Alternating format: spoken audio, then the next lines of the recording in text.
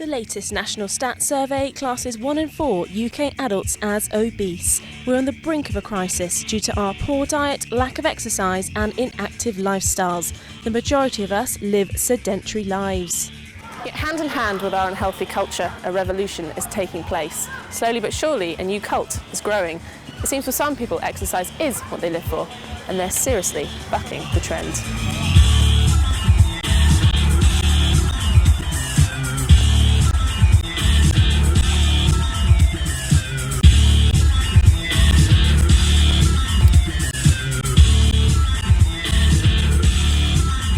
Well, anyone can do a marathon, can't they? 2.4 mile swim, 112 mile bike ride and then a 26.2 mile run. Typically you would start at noon on Saturday and you run till noon on Sunday. It's a self-sufficient running race across the Sahara Desert. I'm up to running marathons predominantly and I'm aiming to run 100 one day. I run to Lisbon in Portugal at 30 miles a day for 43 days. These people are talking about endurance sports. This is any sport that involves the ability to perform for long periods of time at low intensities, such as a long-distance cycle, run or swim. No official stats exist, but a record 51,000 people applied to run the London Marathon this year. The Marathon des Sables, the hardest running race in the world, used to attract 300 competitors. This year, over 3,000 applied. And since 2005, the amount of people doing triathlons has increased by over 100%. Rory Coleman is a personal trainer. His passion for endurance sports became his business after he realised he wasn't the only one wanting to take on such challenges. The amount of people wanting to do this has just gone through the roof. I first ran a race from Birmingham to London in 1995. 9 people finished. I was third in the race. It was just the most amazing day of my running career. Now 100 people enter it, most of them finish, and with my time I would be about 30th in the field. One event that has become particularly popular is triathlon, a race over the 3 disciplines of swimming, cycling and running. Triathlon began in Hawaii in the 1970s and is now the fastest growing mass participation sport in the UK. But for an increasing amount of people, a simple triathlon is not enough. Like everything in endurance, it's been taken to the extreme. Ian Hind has been training for the ultimate triathlon event, the Ironman, for 7 months.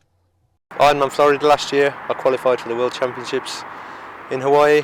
I finished in 8th in my age group in 9 hours 40 minutes. I'm going to do the World Ironman Triathlon Championships, which is a 2.4 mile swim, 112 mile bike ride and then a 26.2 mile run.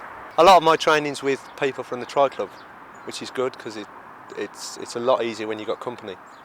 If you try and go out on a 6-hour bike ride on your own, it bore you to tears. But events like the Ironman must put a huge strain on your body.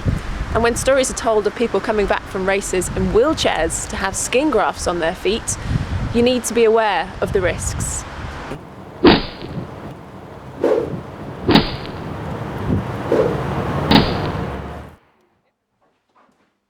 I've come to Hallamshire Physiotherapy in Sheffield to speak to a physio who's worked with a host of endurance athletes. I want to know how physically damaging endurance events can be. Well, anyone who's doing any sort of form of extreme activity can damage themselves. There is potential, but it's amazing if you do things at a controlled rate and increase slowly over a period of time, you can run huge distances, as people can demonstrate, without hurting yourself. The biggest danger that we tend to face is sitting in offices or driving cars. It's not a case of movement. So movement is key. However, in extreme cases, if you keep overusing things, there's the potential to damage things. The most common, certainly in running, would be the foot, the knee, the hip.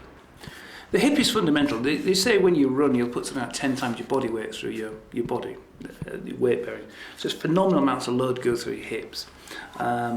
Your hip is going to be controlling your lower leg and also what's happening with your trunk above it. So if you've got an altered trunk position or you're using your hip inappropriately, you tend to push problems further down the leg. So who are these people pushing their bodies this far? Surely they can't be normal. Would you say you're addicted?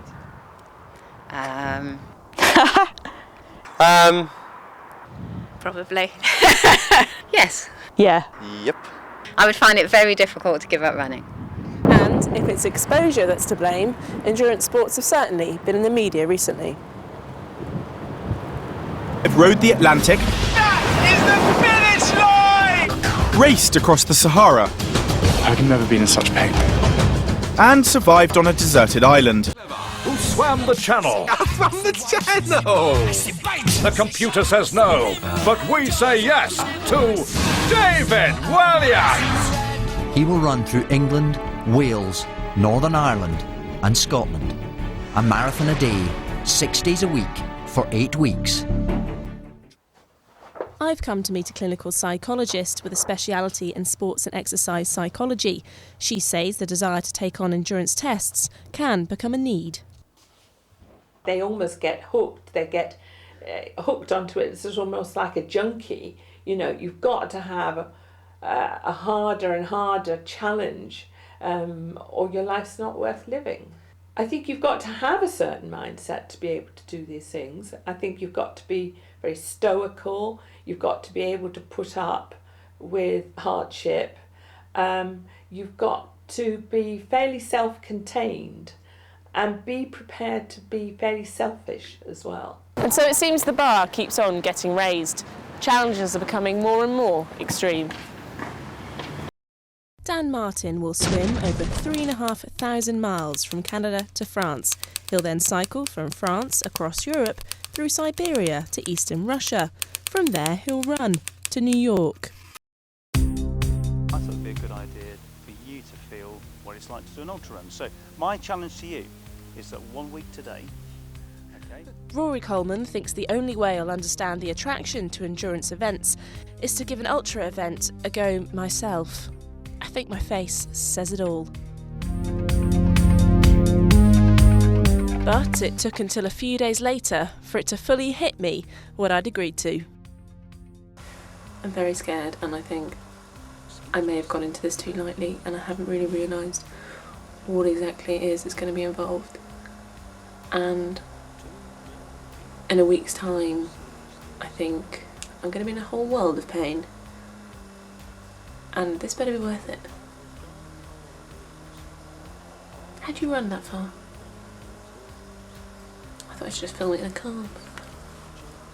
Drive your own? I don't think you can do it. Pardon? I don't think you can do it. Genuinely. I'm glad someone said it. I think it's what I can do. I don't know. Maybe you should speak to a doctor, see if it's actually possible. I've just ran 5 miles. Look at the state of me. I think I ran 31 miles. Well, did I? To find out if I managed my ultramarathon, you'll have to check out the web video online. But whatever happened, it did teach me a thing or two. The majority of Western society, we live in a culture where all our basic needs are otherwise met. Endurance tests provide a boost in confidence and natural high, with psychological rather than physiological gains. And if it's comfortable, it's not the same level of challenge. But ultimately, we do this because we can, and no one yet has shown me signs of stopping. This is Jen Smith for Just News.